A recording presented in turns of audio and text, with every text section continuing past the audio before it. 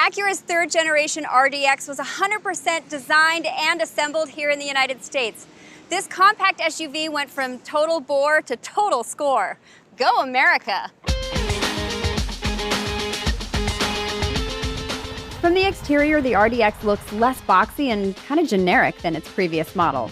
The longer sloping roofline, the character line that angles more dramatically upward across the car's body, and its expressive front fascia all contribute to this Mini Youth's sportier look. But it's still classy and got elegance. Even though this badge is as big as my head. Really, Acura? The sporting theme carries into the interior with cues seemingly inspired by the cockpit of the NSX sports car, from the bucket seats to the advanced tech. The trim materials in here are really plush. This open-pore wood is incredibly appealing. The leather is soft. These details are really well thought out. The stitching is great.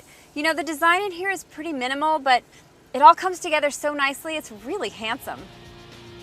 I prefer a touchscreen, but the RDX's control pad might be the next best thing. Instead of moving a cursor, the pad acts like a proxy for the screen. Pressing the upper left corner down here operates the left corner there. With a little practice, the system is easy to use. The RDX features a push-button shifter that I like. With nothing mechanical connecting it with the transmission, there's room for thoughtful storage space underneath the console. My purse actually fits down here, so when a friend rides shotgun, I don't have to contort to put it in the back. Speaking of the back, there's not a ton of legroom in the second row, unless, of course, someone's sitting behind me, and there's no recline function on the seats. It's not bad, but a little more would be nice. The RDX was built in the US of A, so of course it has amazing trunk space. And it has a category-leading 59 cubic feet of cargo space behind the first row. It's cavernous back here. Hello! Hello! Let's talk about my favorite part of the RDX. Actually, you know what? I'm gonna let you listen to it.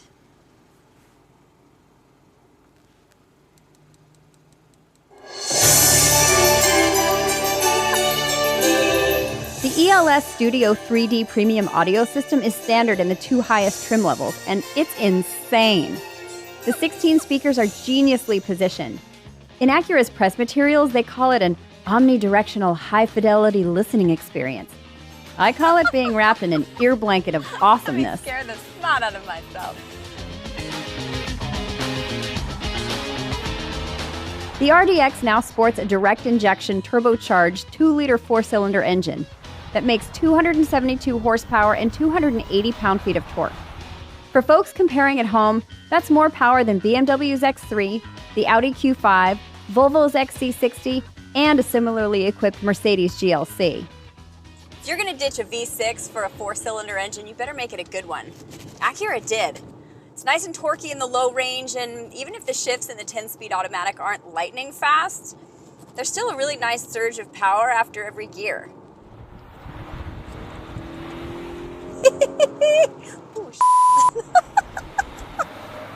Both Sport and Sport Plus hold gears longer for more immediate acceleration. The steering sharpens, the throttle opens up, and you can actually hear it in the exhaust note.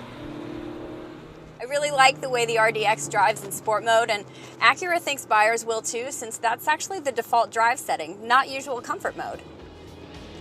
Both front-wheel drive and Acura's super handling all-wheel drive are available on all trim levels. The front-wheel drive option gets a little bit better gas mileage, but it's negligible. Personally, I'd pony up the extra $2,000 for that improved traction and the great torque vectoring system Acura's employed. Usually 70% of that all-wheel drive power is focused on the rear wheels, but in bursts, up to 100% of it can be shifted to either the right or the left side. So when you're going around turns, it's super grippy. It's totally confidence-inspiring and really fun. Looks like Acura's NSX DNA didn't just make it into the interior. Another reason for all that fun is the RDX's rigid architecture, which uses high-performance structural adhesives to improve stability. That means, among other things, minimal body roll around corners.